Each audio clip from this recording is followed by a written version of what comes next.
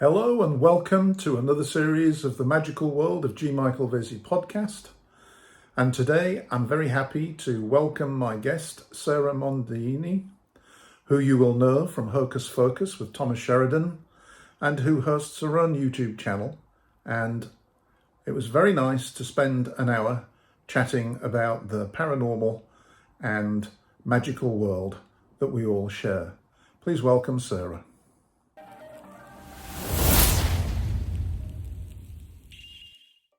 Well, it's difficult to say how exactly and when, because I seem to have been surrounded by the paranormal all my life. And I was a very sensitive child, and I'd see people in the house and have imaginary friends, and I'd see spirit in other people's houses. And you have to remember, I was just a toddler at the time. And the only two people who didn't think I was odd was my parents, and my dad's also very sensitive. And so is one of my great aunts. And so I was lucky that I didn't have to suppress it like so many children do at that age. And it was actually something seen as really normal and natural within our house. And a little bit later, we moved into a block of flats when I was around 4 years old. And our flat and the flat directly beneath us were tormented by a poltergeist. So I lived with poltergeist activity and seeing all kinds of spirit manifestations for the 5 years that we lived in this flat. And we moved to another house, and that was haunted.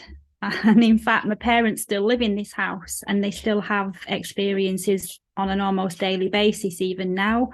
So entities and spirit to me are just a normal part of life. And I've had both scary experiences and very nice experiences with them. And then as I got older, I realised I had the ability to know things that I couldn't possibly know. And I'd have feelings and see images in my mind, and I was able to tell if there was something off about a person or a situation. And that was when I started to understand that I had a finely tuned nervous system, for want of a better word. And I was in my early 20s at the time, and I naively thought that my friends would understand. And then when I started to tell them about what was happening, I was ridiculed and laughed at. So for a while, on a social level, I kept it to myself. And then one day, something clicked inside, and I decided, well, I'm not hiding this part of myself anymore. So I took steps to learn everything I could about psychic abilities and how to develop them properly. And then again, that brought with it a whole load of new experiences. And eventually all the naysayers just naturally drifted away. And my life then has become filled with people who know and understand that there's more to life than the five senses and this perceived reality. It's interesting, a very similar sort of background to mine, and surprisingly, although I think the big thing in my childhood was I was scared shitless of that stuff. Were you?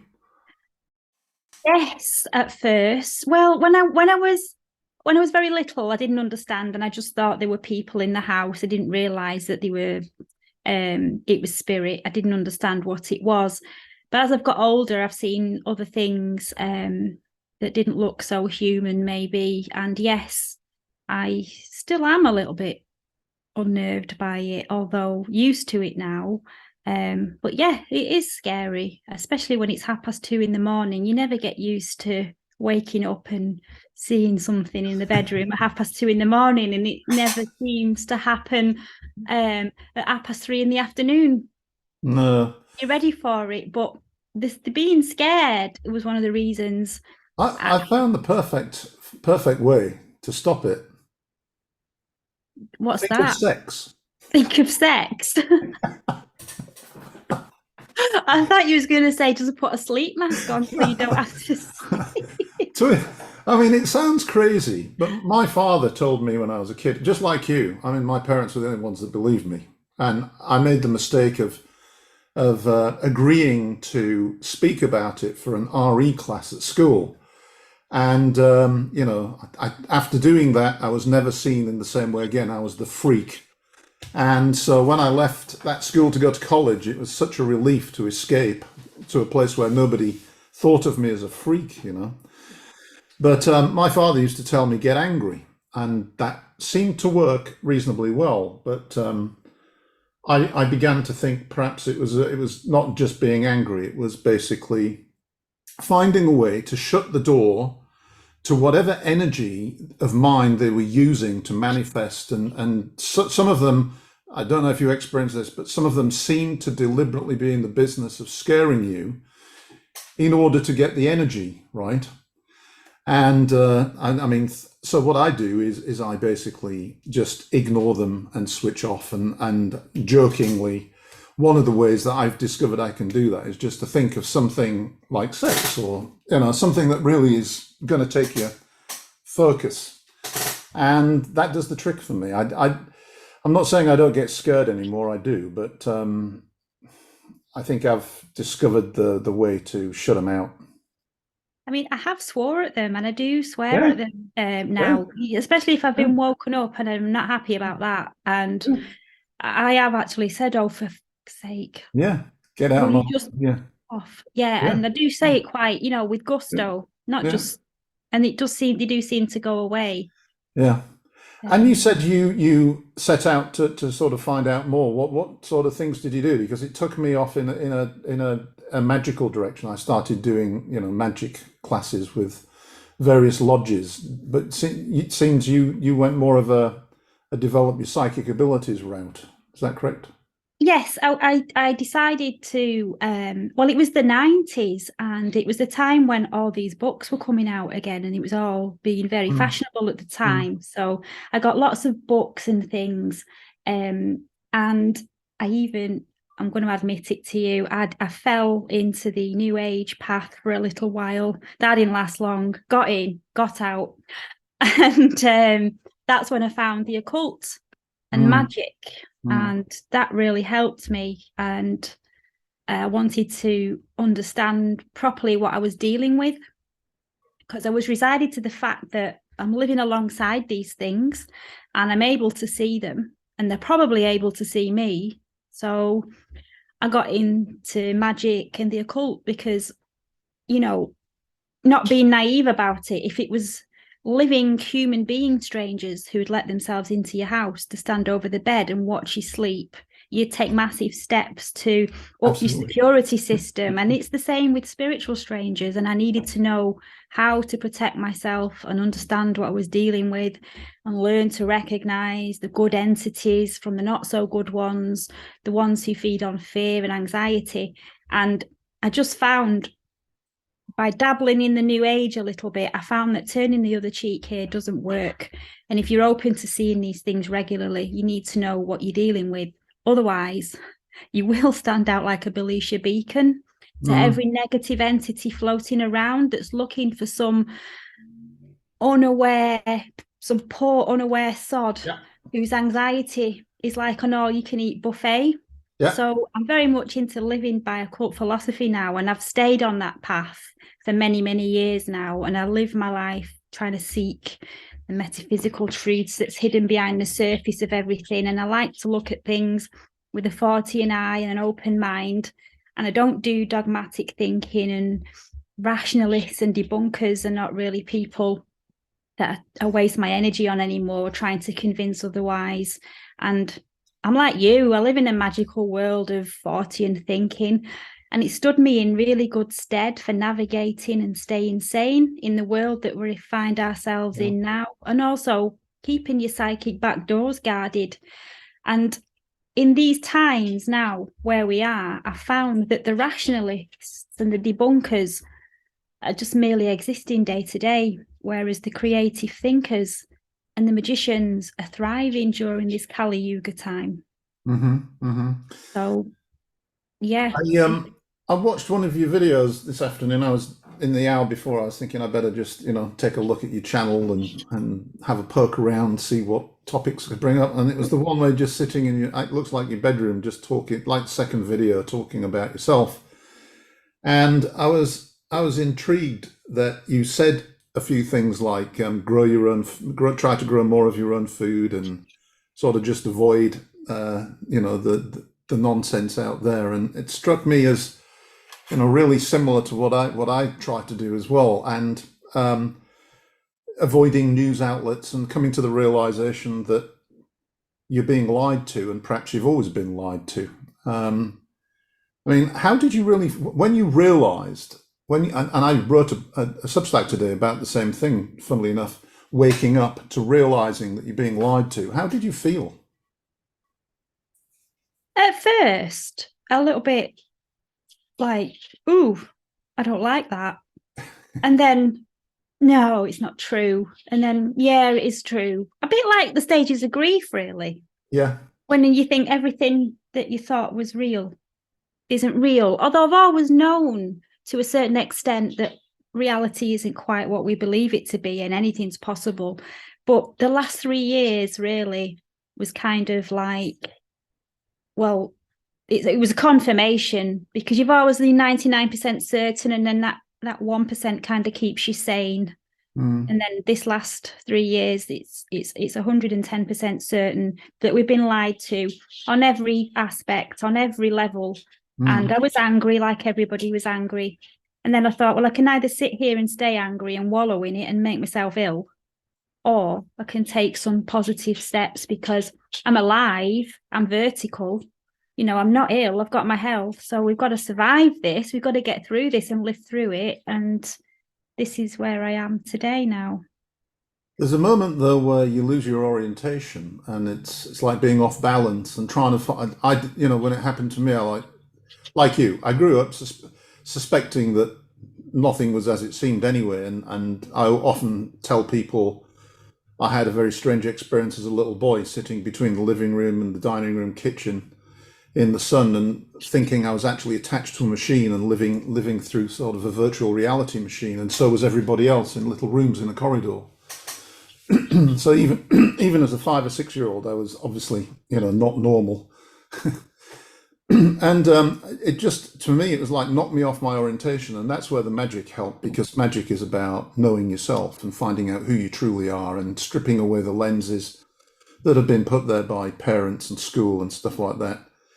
And I came to this sudden realization that actually there's nothing that I need to know that I don't already know inside myself. And that was how I found my orientation. What about you? Yes, I agree. The last 3 years, I've really, really, really got confirmation of who I am. Because over the years, I drifted on and off the path because I've had distractions here and there, or I've not applied myself very well. I've gone off to do something else. But the last 3 years now, I know who I am, and I'm happy with who I am. I'm weird. That's all right. No, I see entities. I see things. It's what way it is. And if you don't like it, then don't talk to me. It's fine. I'll survive. And it was the same with the people who didn't want to talk to me because of my views on what's been. I won't keep it. I won't mention it. But because of what's gone on in the last 3 years, a lot of people don't talk to me anymore. And it's at first, 3 years ago, I would have found that horrifying. But now it's like the trash is just taking itself out, and life's a lot more peaceful. And I've literally taken myself out of normal society. I don't go in it unless I really, really have to. Fortunate enough to be able to do what I do with the content creation. I don't have to go into an office and deal with people, because I've been there, done that, don't do very well in that situation. And I'm kind of a hermit, if you like. Again, very similar. I mean, I have a job, but I work from home and have done for years.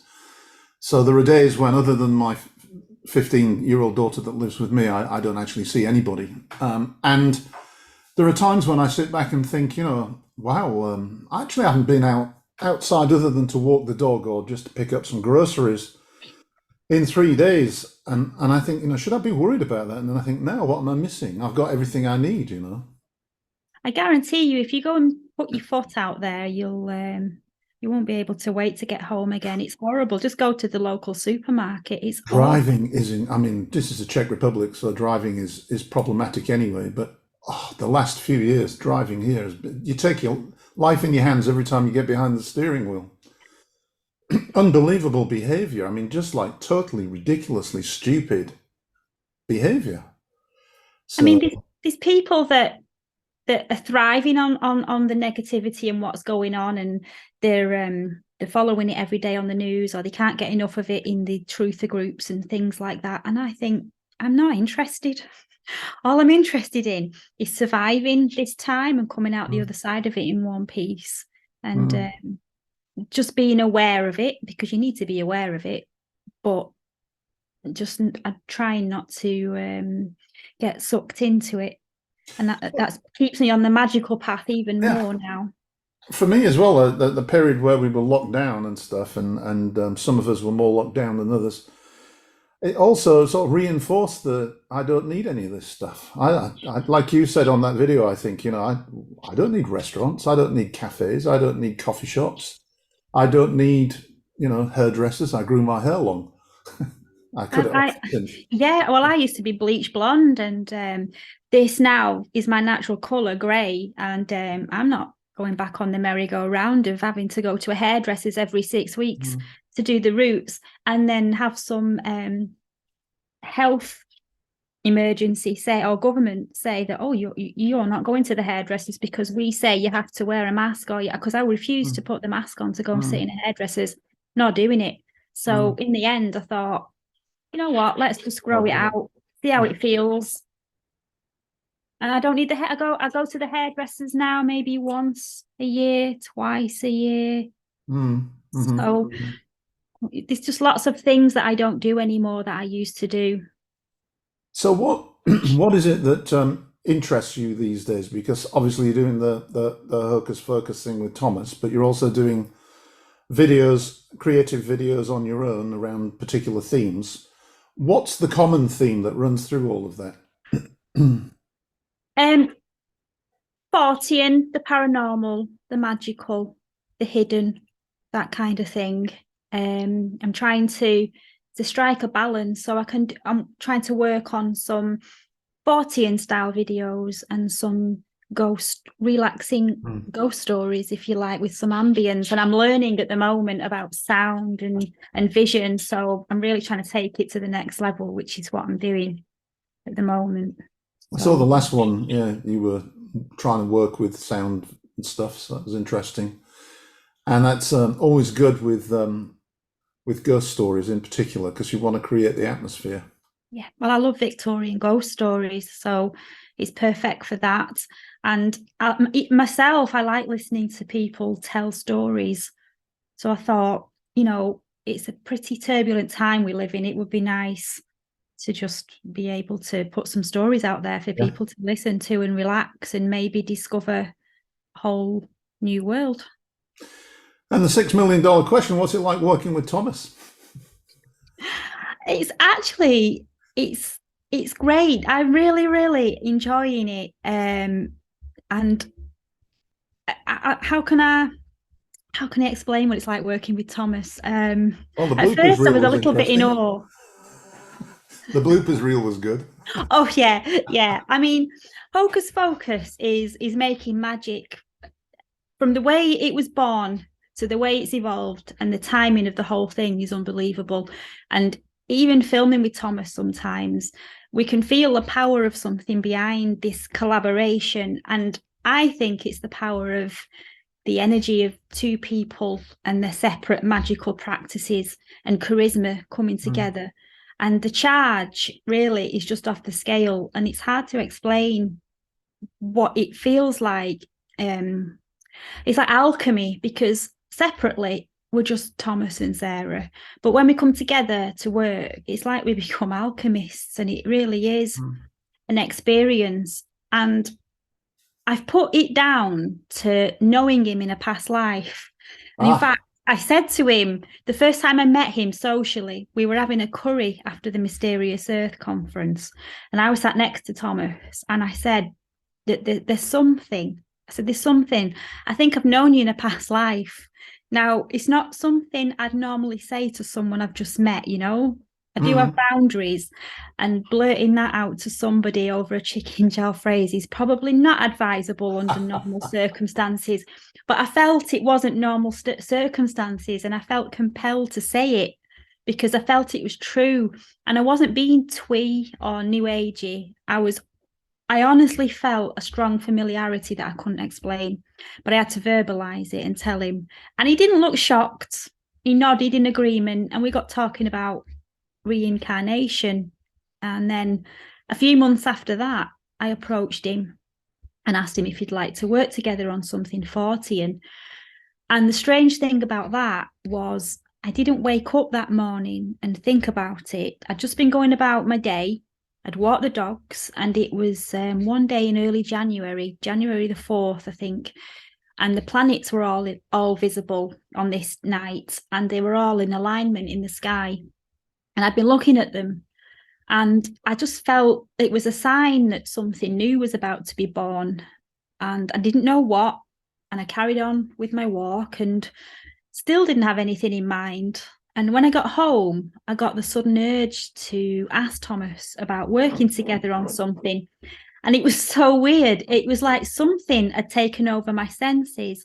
And my rational mind was saying, come on, are you serious? He's either going to laugh you out of his inbox at worst or just politely make an excuse at best. But despite that, something just took hold, and I wrote the message and I sent it. And not more than a few minutes later, he came back with a resounding yes and a synchronicity that he'd been thinking about wanting to do something with regards to the Fortean. And then the rest, as they say, is history. Yeah, it kind of did seem to take a life of its own. Watching it from a third party perspective, it did sort of seem to just appear from nowhere and then, yeah, take a life. It's good. I enjoy it, and I know a lot of other people do from the commentary. And by the way, the little bit I did on Hradhuska, I'm going on Wednesday night to Hradhuska, courtesy of an American TV show, and I'm going to be part of a paranormal investigation of Hradhuska on on an American TV paranormal show. Wow, that's really big. Yeah, well, because I wrote a book on Czech paranormal stuff and featured Hradhuska, and I've made a few videos of my own on it. And Jeff Belanger, I don't know if you've heard of him, but he's one of the guys that does all these paranormal shows in the US. I know him from years ago. He used to be a customer of mine in the commodities space that I work in. And so he just reached out to me and said, do you know anything about this castle north of Prague? And I said, funnily enough, I just did a video for somebody on it. And I told him, watch this segment of this video. And he came back and he said, oh, can we interview you? That's brilliant. That will be brilliant for your podcast and everything. It'd be fun. Well, it'd be great to see how they make, how they shoot professional videos, with proper equipment and everything. Because I mean, I do it, but I'm wandering around with iPhones and GoPro cameras and.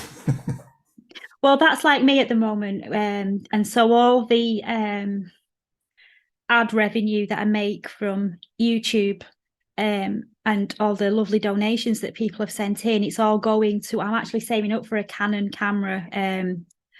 Canon, I don't remember it's a mirror camera. Can't remember the name of the model, but it's what I'm after, so I can take it to another level. So as soon as I get enough for that, I'm going to purchase that, and then I'm going to do a video of the unboxing, and I'm going to put everybody's name in the credits, who's contributed towards that, and I'm really looking forward to that. So I'm kind of using the revenue from my channel to grow my channel, if you like.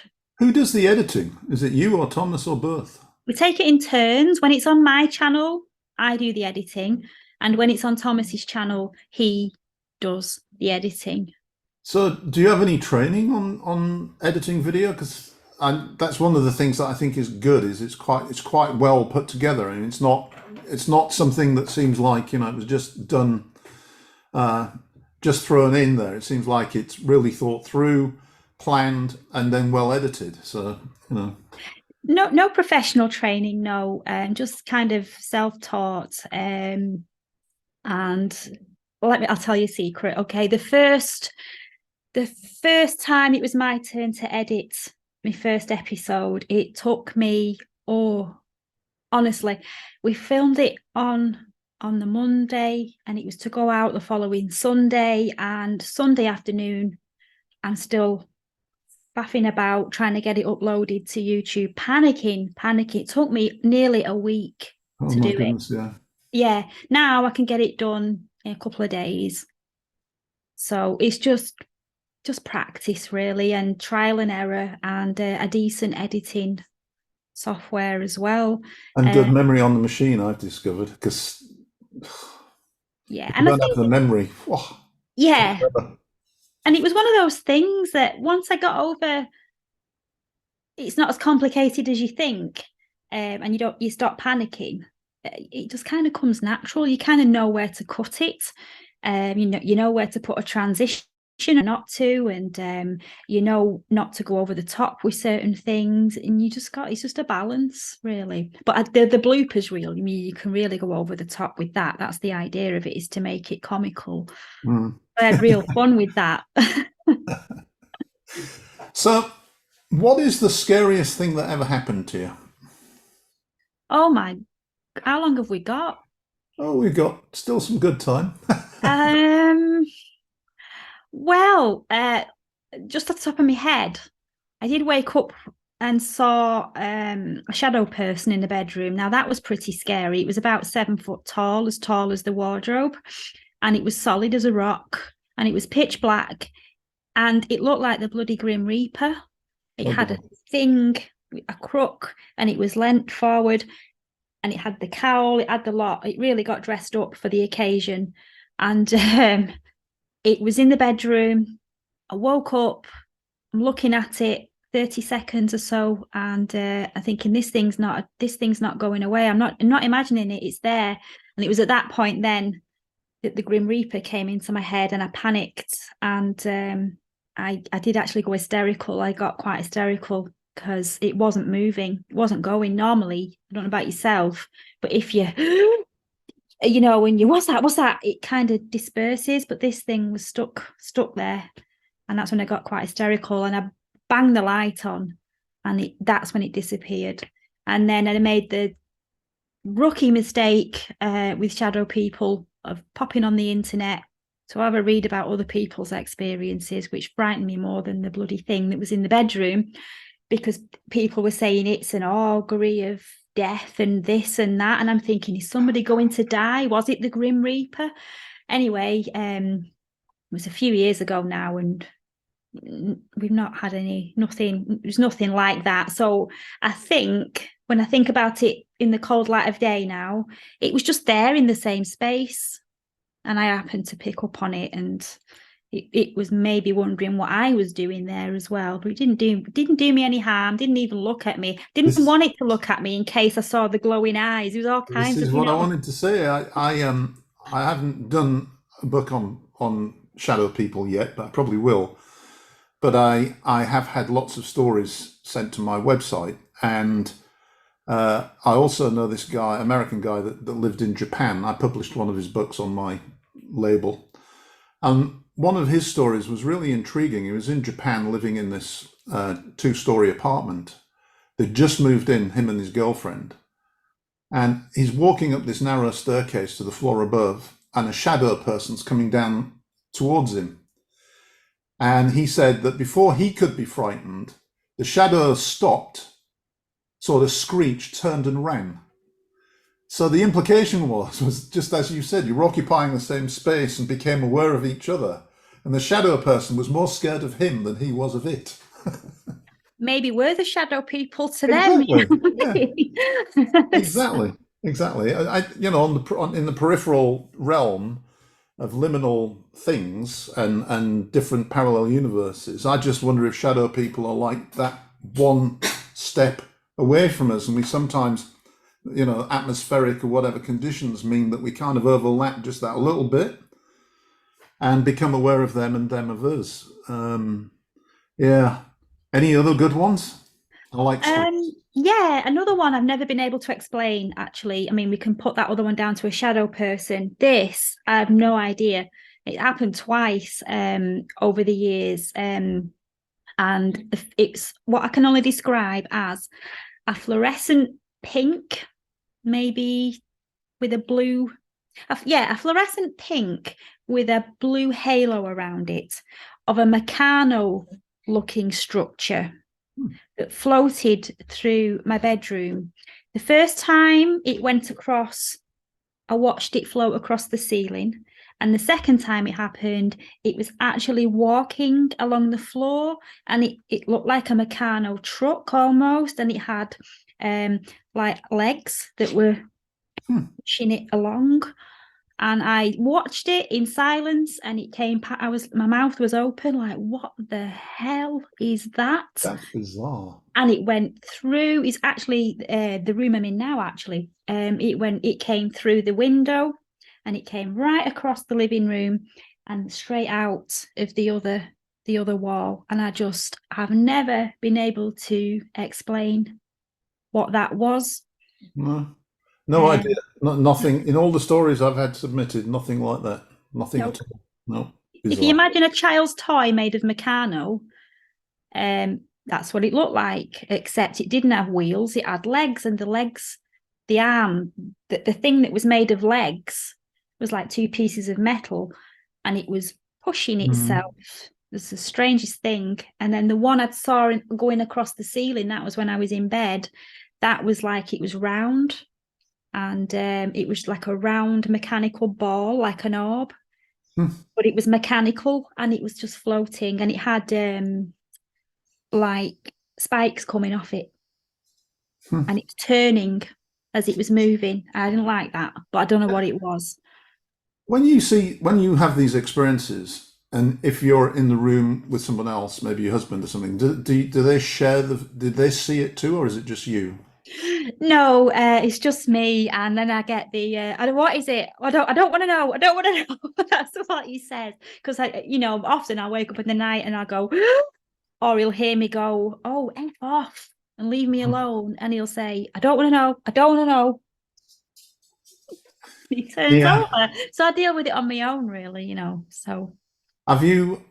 Can you think of a time when you've seen something and it's been seen by somebody else, or never? no, not that I've seen anything at the same time as anybody else, but I did hear a wail once. Like, we thought it was a wail, a shriek. I talked about it on Hocus Focus once when my grandmother died, and I was at my parents' house, and we was all sat there quite somber drinking tea, and we thought we heard a banshee wail, and we all heard it, all of us in the room. Mm-hmm. It was this cold shriek that came from the kitchen, and then the curtain lifted and went back again. Wow. Did see that, but we didn't see an entity or anything.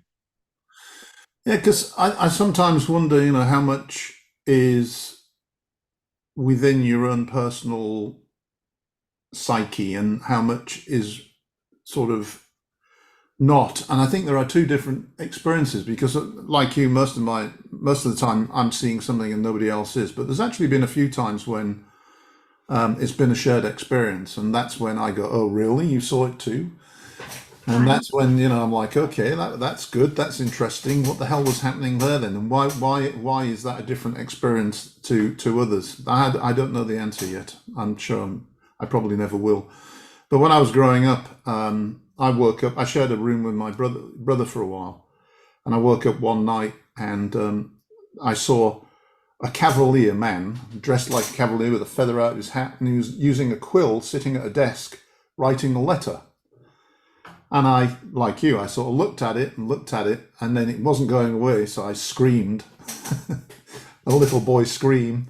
My brother woke up, and then he started screaming too. And this thing got up, didn't look at us, just got up and walked out the window. And we were on second story, right? So it just walked out the window as if it wasn't there.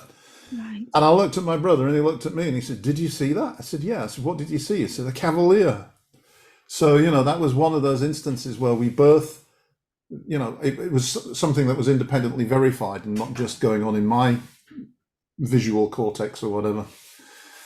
You did bring something to mind. Now, I saw something and somebody else saw it, but not at the same time. And Uh-huh. we didn't know we'd had the experience until it was a next door neighbour when I lived at home, and I was in my early 20s, mid 20s, lived at home, and I'd woken up and there was a very attractive man at the side of the bed. He had blonde hair. He was silverish, but you could still kind of make out he had blonde hair. He was fair hair.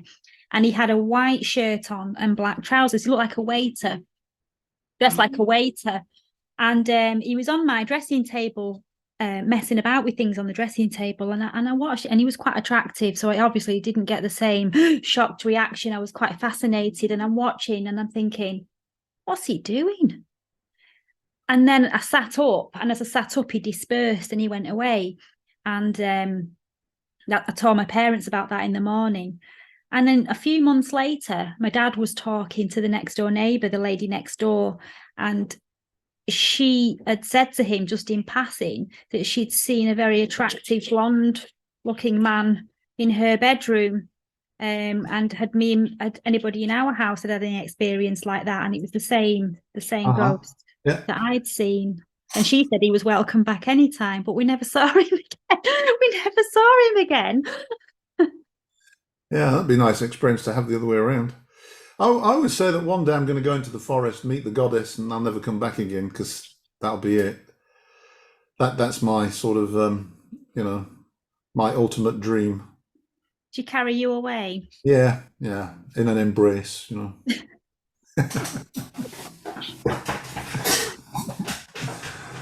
I I used to dream when I was a boy. I used to have this recurring dream, and I could go to bed and pick up the dream where I left it off. And it went on for months. And I blame this dream for the fact that I'm single and have, multiple broken relationships. Because I think I've spent my life looking for the little girl that I was dreaming about. And I dreamed about this little girl. She was absolutely beautiful. And she lived in this big house that was like fortified house. And it was a huge cliff. And it was a little island off. There was just like a few feet gap with a bridge. And the house was on this sort of cliff top island. And she was looked after by her auntie, who was a wicked witch. And it's a stupid, stupid story, but I would creep in, we would play, and if the auntie showed up, I'd have to leave. And one day we got caught by the auntie, and it just went on and on. But I have never forgotten in all these years that, I absolutely adored this little girl. And I'm always looking for her in real life. And I've never found her. Wow, that would make a fantastic story. Have you never thought of turning that into a story? No, I haven't. That's a good idea, but I don't know. I mean, writing stories is not really my thing. I've tried it a couple of times, and they don't. Those books don't really sell. You could maybe, I don't know, turn it into a video of some Put that kind. That's into a a really video. lovely story. Yeah. Well, it's like a fairy tale dream, and probably it just has deep psychological meaning. But I've never forgotten her, and I just spent my entire life hoping I would meet her, and never did. Or No. I thought maybe once or twice I might have done, and then of course it turned out into a horror show, and I realised, I was mistaken.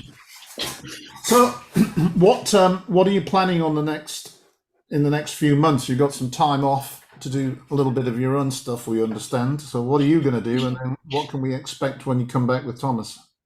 Well, a bit of time off, cleaning up the house really, because researching for Hocus Focus, and then we've been writing our book as well that we're doing together, and trying to do my own stuff. Nothing was getting done around the house, so I'm really cleaning, sorting through the house, learning about the sound and vision. So I'm doing the tutorials for that, and just trying to come up with some new ideas for creating videos really. So just trying to stay creative and at the same time trying to keep the house clean. because it seems to be one or the other when you're doing this kind of work. Doesn't seem to be in an ideal world, you'd think, well, I'll get up, I'll do all my stuff, and then I'll start to create. But it doesn't work like that. It doesn't work like that. You have to do it when it strikes. And the older you get, the worse it gets. I spent all day attempting to start an activity that I've been trying to do all week, and I realized about 30 seconds ago I still haven't done it. Still got the web page open and stuff like that. And I just, some days I just wonder, what the hell did I actually achieve today? I'm sure you feel the same way. Yes. Your mind's always full because we've always got to be researching something for the show. So your mind's full. You think, I'll have an early night tonight. Right, today off, I've done nothing. Got nothing done. I'll go to bed early, start again tomorrow. You get in bed 9 o'clock, nice early night, and then you've got a book in your hand because you're reading something, because there's you've got to get this topic finished for the next episode, and then you think, oh, relax now, and you think, oh, bloody hell, I've got a film to review. And then when you're watching a film to review, you're not watching it from the same perspective as if it's just for entertainment and leisure. You've got to watch it with a different eye, and you've got to think about things and taking notes of I need to make a note of that and this and the other. So you're always busy. And I find when my mind's like that, I'm pottering around the house, nothing's getting done. I'm thinking about what needs to be done, and then I've got a mind full of magic, for one, if you like. And nothing gets done. I completely understand. And the other thing that I find extremely frustrating and also personally disappointing is that I always want to try to live the most magical life that I can. And for some reason, I never actually manage to do it consistently for more than about half a day. And by that, I mean, every time I drink something, I want to give the drink some quality that I'm taking into myself. When I eat, I want to consciously eat with the idea of taking on board a quality from the food. When I look at things, I want to look at them out of focus and see what's behind them, things like this. But then you get, got to do the daughter stuff, got to do the washing, got to vacuum, got to get the project for the client done. And before you know it, it's all gone. And days have gone by and you think, God, that was a magical week, not. I know, I'm the same. Sometimes, I don't know about you, but I think I'll sit down and I'll go into a meditative state and I'll just see what comes in, when you sit there and then the dog wants to go out, or the cat's meowing because there's always a mouth wants feeding, or somebody knocks at the door, the postman arrives, or something. And that's why the dowsing is for me the big thing, because if I get out, that's me, I'm gone all day. It's just me, my rods, my car, and it just takes me where it takes me. And sometimes you just have the most amazing experiences, bump into things or places, or everything's filled with butterflies or feathers or something. And that then you realize this is what it's about. This is what life and experience is meant to be. It's not meant to be writing checks and lusting after a new car and all this nonsense. Do you find, I know I do, I have more magical moments or insights or connections with your higher self when I'm away from the computer? And when I mean away, I don't just mean in the other room, because it's still there. You can still come in and touch it and have a look. I mean, when you're out of the house, away from it all, and in nature and completely away. And I think the computer it's obviously useful for staying in touch, for communicating, for promoting, for pushing ideas out, generating content, but it's also a distraction that sucks you in, and it's very much a physical, materialistic sucking in, if you want. There's nothing spiritual about a computer. It's the very essence of the material physical world. And I find that I actually I'm cursing myself because I'm wasting a lot of time during the course of the day looking at odd YouTube videos or scrolling Facebook, which is a complete waste of life. Complete waste of time. I should be meditating, not scrolling through somebody's, irritating Facebook post. It's funny you should say that, because I was sat quietly in contemplation, and I thought to myself, it came in, if you invested as much energy, if you invested as much energy in your website and your blog and your writing as you do endlessly scrolling down Facebook, your website would probably be really good. Absolutely. I completely agree. I'm going to go with that. That somebody's given me that information, higher self, whoever, but I'm having it. So I thought, I'm taking that. So I took the information and I decided the very same day, I'm going to start now, instead of doing mundane status updates on Facebook, I'm going to turn it into a blog. I'll just post the blog on Facebook, and then people, if they want to, they can come and read it and leave a comment there. And I'm just going to use Facebook to share funny things, share memes, and share other people's work, but not so much for the day-to-day stuff. So I'm going to a new resolution. Don't wait for New Year. You do it immediately. When it's time, is I'm going to use Facebook to work for me, for my work and for my writing, rather than ingratiate myself into other people's timelines with stuff that they're probably not interested in, the day-to-day stuff. So that's stopping now. That I think you're on the right track there, and unfortunately I sometimes wonder what people think of me that don't know me, because I tend to use Facebook also to express frustration. Yeah, but there's a difference between a righteous frustration or a righteous anger. Somebody just moaning and complaining, and it's like, oh, this again. It's like, do something about it or shut up. Don't post it on, instead of posting it on Facebook, go and do something about it. Yeah. That kind of thing. But I'm not talking righteous anger or, things but I sometimes think some people must think, God, here he goes again. Bloody hell, does he never shut up complaining about this, that, and the other? Well, I've never thought that. Sounds like an angry man. No, I've never thought that. No. But yeah, I'm talking about the mundane stuff, Yeah. So so I'm going to use my own website as a place to post insights and my own thoughts and musings, if you like. I pay for the bloody thing, so I might as well use it. Might as well get people onto my website if I can to read things instead of feeding Mark Zuckerberg's platform. He's got enough. So I guess that takes us to the point where I ask you, if people want to know more about you and what you're up to, where would they go? Where is your website? How would they find out more about you? Well, first of all, can I just mention our book? Go ahead, please. Yeah. We've got the book coming out in autumn, which is Hocus Focus, merging Fortean, hauntology and high strangeness. And it's kind of a guidebook and also a more in-depth and philosophical look at the types of things that we talk about on the show, but we go a little bit deeper.